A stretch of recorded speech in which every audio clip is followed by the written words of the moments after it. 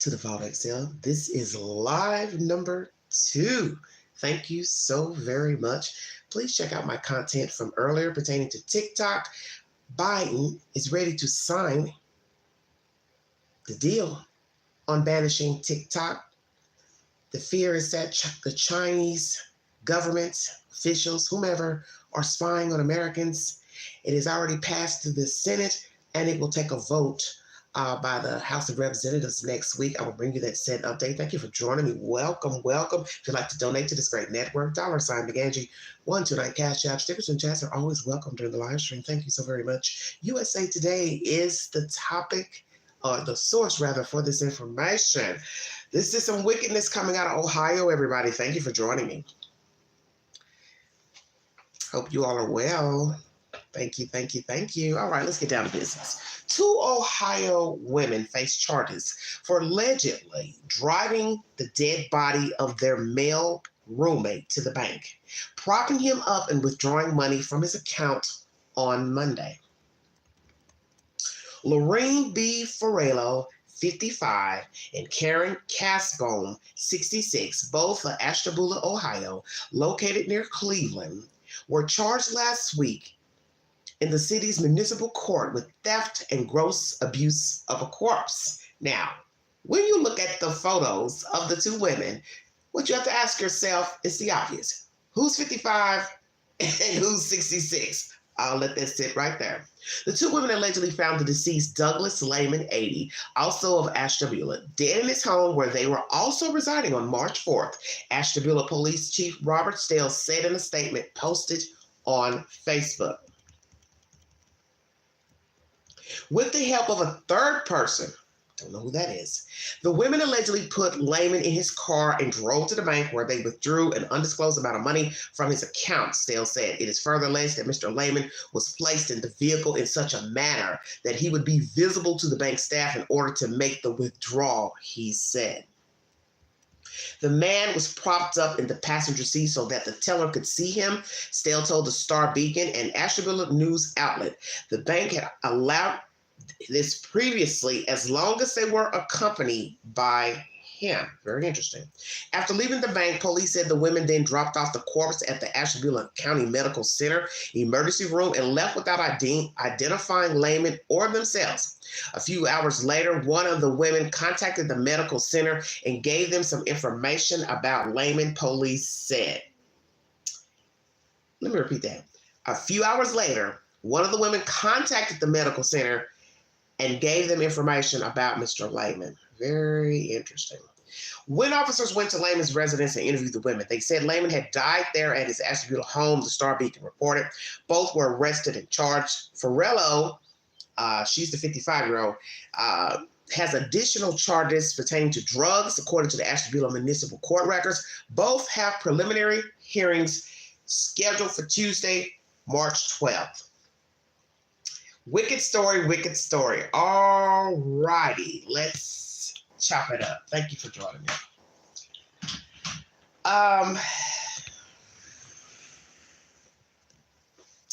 What you have to ask yourself is the obvious. How long were these women living with him? Was he dating one of the women? I believe he's 80 years old, so he's an elderly man. How long was he deceased? Who's this third person that helped aid this crime? So was there another person in the car alongside the 2 women and the dead guy? So we've got a driver, which will be roommate 1. We got a dead man, passenger seat. We got a roommate in the back seat. And then are we also now talking about the third wheel? What was their role? How long was he deceased? How long were these people all living together? Whose home was it? Rental home? Did the dead man own the home? Once again, relationship with one of the women, drug addicts, destitute people. What are we talking about here? Both have been charged in abuse of a corpse, and also the Farello female has also drug charges. So that will lead us to believe possibly we're talking about an addict plus addicts. Were these ladies on drugs, living with this elderly man, taking advantage of him? He was kind enough to let one stay. One brought a roommate. What are we talking about here? Did any of them work, draw income, disability, Social Security? What was the status of this man's financial state? Did he have a lot of money in the bank? Had he always been taking one of these ladies with him to the bank? Was he handicapped? What are we saying? Did he have dementia? Got to ask all those questions. How long were the ladies living with this gentleman? How long was he deceased? Because what I had to say under the article in the news break was the obvious. It was said he could bring somebody with him to help withdraw money, okay? Okay. But, he's sitting in the passenger seat. Was his eyes open or closed? Did the teller address the man? See, thousands of questions. Hi, Mr. Jones, how are you today? Are you feeling okay? Hope you're well. Did the teller try to speak to him? Number one. No response. Of course, he's dead. So did the lady say, or one of the ladies say, oh, he's sleeping, he's resting, you know how he is, he's tired. So did the teller try to address the gentleman? I'm very curious. Naturally, he could not respond. So one would have to say to the teller, well, he's sleeping, he's tired, not feeling good. Did the teller feel like something was off, but cashed the money, withdrew the money anyway, gave the money anyway? Say, whoa. Yes, they went there to get money out, excuse me. So did the teller sense something was off, but completed the transaction anyway? Will the teller be reprimanded for this transaction? Because now, you know, that's the talk of the town. Oh my God, you let a dead man come through your line and you didn't sense something was off? Say, whoa. This is another bizarre story pertaining to the deceased. People are wicked. I've brought you commentary pertaining to wicked, underhanded funeral directors, funeral proprietors, storing bodies, not giving actual ashes to families. Then you got to ask what was actually in the urns or the container that they gave to the families. One guy a black guy pretending to be a funeral director, bringing bodies to churches with them smelling because they haven't been embalmed, stealing families' money, fraud with insurance paperwork and pretending to be the people, filing paperwork from the state that nobody claimed the body, just wickedness. I brought you probably 3 different contents here recently of fraud dealing with funeral home directors, owners, and someone pretending to be a funeral home proprietor. Okay? I've brought you a story pertaining to Adam Montgomery and Kayla Montgomery, toting a dead person around in a bag, place to place in a bag for about 4 months. Who knows how long it actually went on? It goes to show you these people have no regard for life. So what you have to tell yourself is the obvious. If there's no regard for life while living, while breathing, there's no respect for life in death. And that's what you're saying here. More than likely, 100% out of 100%, these 2 females had been using this man, probably had been stealing from him, probably didn't take care of him, probably didn't aid him properly. So this is nothing new that they would take a dead man to the bank and take money out of his account. How much money was withdrawn? How much money did he have in the account? How many times did they take him to the bank and get money out with him sitting in the car and he was actually alive? Checkmate. Probably more than once. Where was his family? Where were his friends? Did anybody on the outside notice improprieties with these women living with him? Did they notice that he wasn't treated right, mistreated? Because I can't see these women being kind to him, nice to him, being respectful to him, doting on him. This was a hustle. And I just brought you that information earlier in pertaining to my TikTok video. People are going to always be on the grift, on the grind, whether we have apps where people could try to swindle you out of your money or not. But the point is, it's prevalent. A person will use any means necessary to try to get money. whether they're talking to you directly, whether they're stealing your bank account information, going online to do it, going through some type of database to steal your information, and as I said, dealing with you directly, stealing out your purse, your wallet, your debit card, Cash App card, whichsoever. So long as they want your money, they will find a way. And as I said before in the last video, with this uptick of apps, this is a new way for people to try to grind, hustle, and steal. And it's just the way it is. But nonetheless, even if there were no apps, no TikTok, no Snapchat, Facebook, Instagram, date site apps, people would still steal. People will still grind. People will still hustle. People will still try to take your money. And that's just the way it is. Prayers to this man's family. I don't know who he has here to support, bury him, all of that, because you have to ask all those questions now after the fact, since these two women have been arrested, how long they've known him, how long they were living in his house. Did he have monies missing? Did he have anything else missing? What else have they done fraudulently living with him and on his name, his credit? You got to think about all those type of things, because I won't doubt they've done a lot of other probably devious things pertaining to his government name, because he's probably, he probably was, just the type of guy that stayed home, watched TV all day, wasn't aware of his faculties. For all we know, he had dementia. So it's no telling what else they've done to him while living with him. No telling what they've done with other people, elderly, and other improprieties. As you also heard, one of them has a drug charge. She's facing drug charges going into court. So it's no telling what these heifers have been doing. But what's sad is that he's elderly. And these women are older, okay? One 55, the other one 66. 11-year difference. He's old enough to be damn near, their father. But there's no respect. There was no respect for him. And you see this a lot with true crime.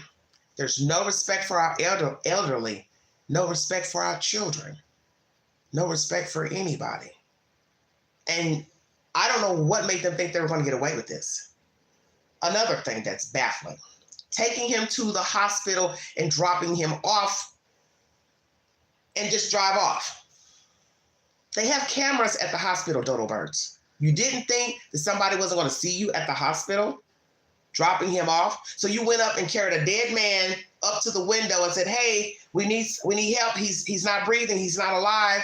And as I said before, we got to ask how long he's been dead. Imagine taking a stiff, cold body into the emergency room, pretending he just died, when anybody knows it's a medical professional. He's a little stiff. He's a little cold. He's been dead a while. So how long had he been deceased? What did the attendant say that took the dead body? What's wrong? What happened? Blah, blah, blah. Imagine that conversation. Okay? Left the hospital, and then somehow one of them had a change of heart or probably had a guilty conscience. I better call and tell them this, and this. So what happened in that conversation? Why did that woman call back? You already dropped them off and left. So why are you calling the hospital back? For what reason? To say what? Oh, to tell him what medicines he had been taking? Tell the officials he, what, passed out? Stopped breathing? What was that conversation? And I am curious to why the woman called back. Perhaps she did feel bad. We've stolen this man's money. We are seen on camera. I better call and say something. But what is it that you can say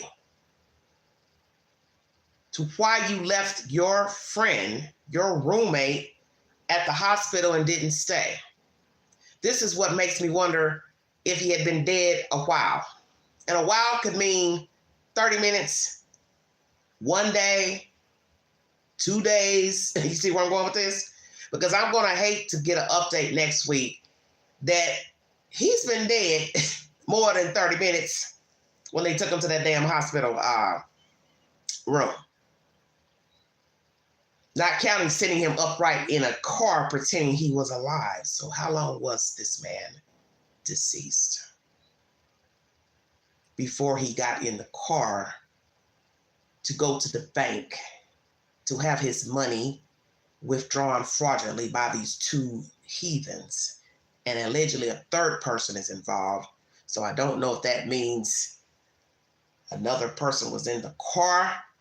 That's even more creepy that you now have went and found somebody else to go along with this ruse and abuse of a corpse. And then you have to think of the ultimate question. How did he die?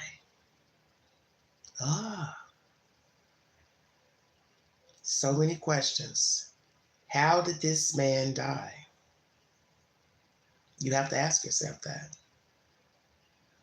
Because if you were bold enough to take a dead man into a car, total 3 people aiding this ruse, take him to a hospital and drop him off. Don't know what the conversation was. Don't know what the people at the hospital asked, didn't ask. If they responded, if they just dropped them off and ran out, or played coy and tried to answer the questions and then pretend that they were going to, wait in the waiting room and then disappeared. You now have to ask the ultimate question. How did this 80-year-old man pass away? Did he die naturally, or was he aided to death? Meaning, are we talking about a possible homicide? Because you can't trust anyone that would take a corpse to a bank in a car and then also take him to the hospital and drop him off and don't even wait. And then later call the hospital to give some type of information pertaining to the victim. So that leads me to believe that you didn't have a formal conversation when you dropped them off, which someone at the hospital should have been saying, well, you're not going to tell me his name. You're not going to tell me his address. You're not going to tell me what happened to him. This is bad. This is really, really bad. I hope that he has someone that will be able to take care of him formally as far as laying him to rest. Because now that's the next question. Does he have family to give him a proper burial or cremation? Will there be somebody to claim the body? Who will claim the body? Where is his family? Does he have children? Does he have grandchildren? And as I said earlier, did somebody notice improprieties with this man, his health, and these women staying with him? Did anyone outside of these nimwits notice something was off with the relationship of the 3? And once again, was he dating one of the women, just took them in, one needed a place, and she went and brought a friend, girlfriend, whatever, homegirl? How did these 2 women end up living with this man? Whose house? Did he own it? Was he renting? How long were they there? What else have they done to this man? Is this a homicide, or he died naturally? And one, the 55-year-old, she's also facing drug charges. So this will lead me to believe this man was taking care of addicts. He had addicts living in his house. And I'm going to go ahead and say the other one, she's probably was getting high too. Why not? Because birds of a feather. I got a feeling that he was probably a nice old man, lonely, wanted some attention, affection, took in these heathens, probably liked one of them. She went and invited her homegirl to stay there, and they took advantage of an old man. And then they used him right up to the very, very end. When I get an update to this story, I will bring you the said information. Thank you all so much for joining me. There's new information pertaining to Carlee Russell.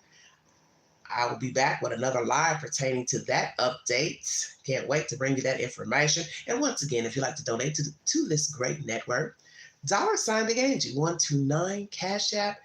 Stickers and chats are always welcome during the live stream. Have a wonderful, wonderful weekend. My movie selection of the week is Jagged Edge. It is an older thriller starring Glenn Close. It is in the YouTube queue. You can either buy it or rent it, or check out one of our fabulous apps through Roku to see if you can find it for free, which I highly recommend. Thank you all so much.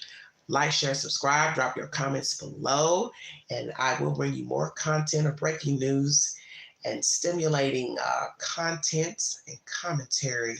You have been listening to The Vault. XL, thank you.